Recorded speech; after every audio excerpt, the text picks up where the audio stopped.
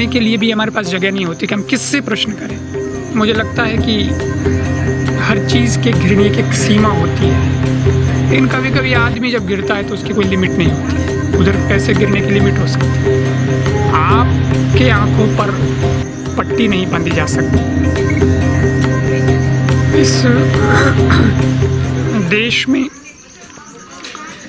इस देश के इतिहास को अगर उठा के देखा जाए तो निश्चित रूप से जितनी सात्विक शक्तियाँ इस देश में काम कर रही हैं, उन्हें संघर्ष बहुत करना पड़ा। और ये बात भी बिल्कुल सही है कि किसी व्यभिचारिणी को आग में जलना नहीं होता है, लेकिन सती को आग में जलना होता है। सती को परीक्षाएं देनी होती हैं, सीता को परीक्षाएं देनी होती हैं, और ये भी सच है कि सीता समाप्त नहीं होती है, उसका अस्तित्व समाप्त नहीं होता है, और वे हमेशा और अधिक चमक के साथ इस संसार को संदेश देने के लिए पुनः प्रस्तुत हो जाती है। ठीक वैसे ही मैं समझता हूँ कि जिन्हें संघर्ष करना पड़ रहा है वे सात्विक शक्तियाँ हैं और सकारात्मक शक्ति हैं। नकारात्मकता एक दिन ज़रूर हारेगी, और सकारात्मक चिंतन को लेकर के, सात्विक आध्यात्मिक शक्ति को लेकर के संघर्ष कुछ दिनों का ज़रूर हो सकता है, लेकिन निश्चित रूप से विजय होने की होगी।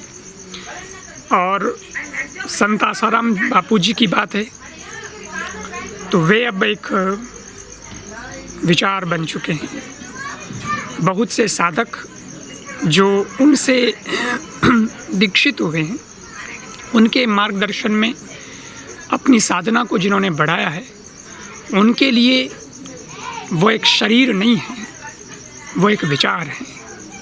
और शरीर को समाप्त किया जा सकता है, लेकिन विचार को कभी समाप्त नहीं किया जा सकता। हम ईश्वर से प्रार्थना करते हैं कि इस पीढ़ी को,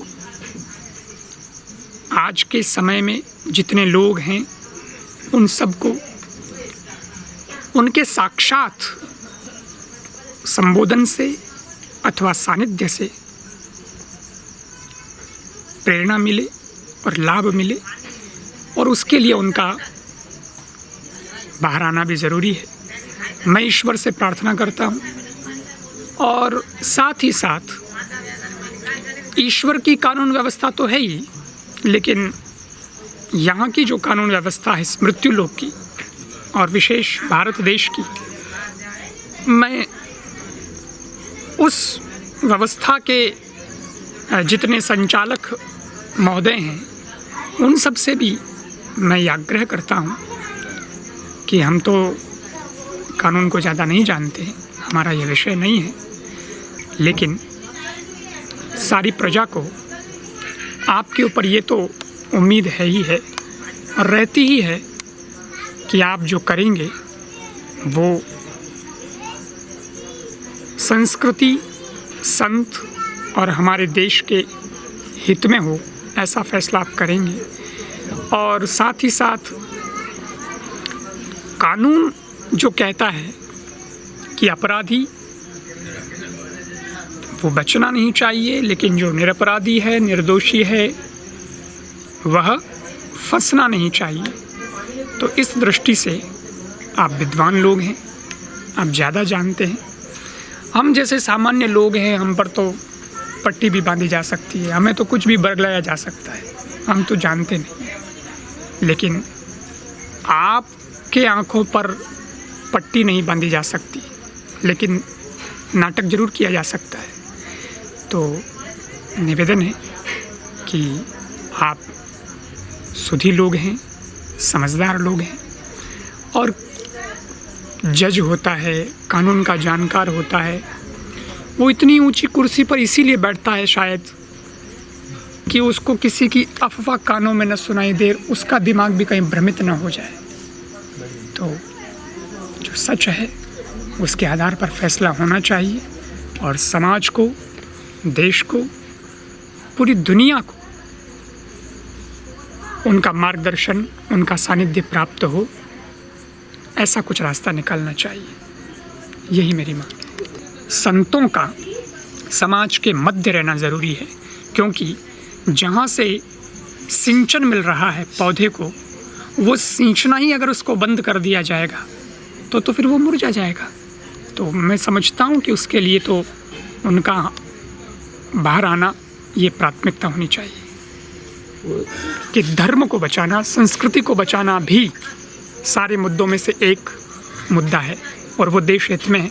तो उस स्तंभ को जो मजबूत करने वाले लोग हैं उनके साथ अन्याय नहीं होना चाहिए और उन लोगों को इतना अधिकार और इतना सम्मान भी मिलना चाहिए जिससे कि संस्कृति हमारी सुरक्षित रह सके और मजबूत भी रह सके। निश्चित रूप से ये तो अन्याय है ही है और मानवता जहाँ मर जाती है, संवेदनाहीन जहाँ व्यक्ति हो जाता है, तो मुझे लगता है कि हर चीज़ के घृणीय की एक सीमा होती है।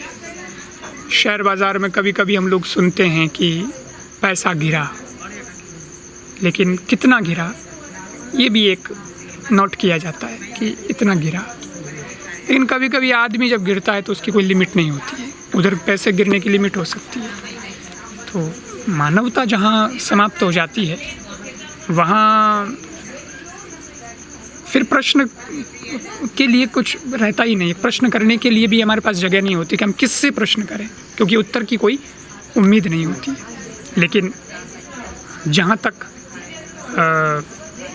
ऐसे लोगों की बात है जो लोग इस देश, इस संस्कृति के हित में हैं, उन लोगों के लिए तो ये एक पीड़ादायक सूचना है और उसके लिए हम प्रार्थना करते हैं कि ईश्वर जल्द से जल्द उन सबको सद्बुद्धि प्रदान करे और हमारे देश को बचाने वाले लोगों को स्वास्थ्य प्रदान हो और सुरक्षा भी प्रदान हो।